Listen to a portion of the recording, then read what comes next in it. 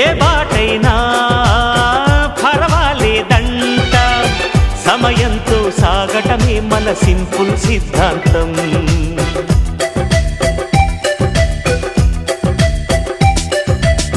చిరుగాలికి పరిమళమిచ్చే సిరిమల్లెల వనమై ఉందాం, గగనాన్ని నేలను కలిపే హరివిల్లుల వంతెన అవుదాం.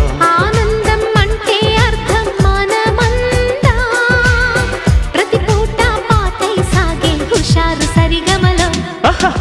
ఎన్నో ఎన్నో రాగాలుండే సంగీతం కాదా, చల్లకి నవ్వుల కేరింత.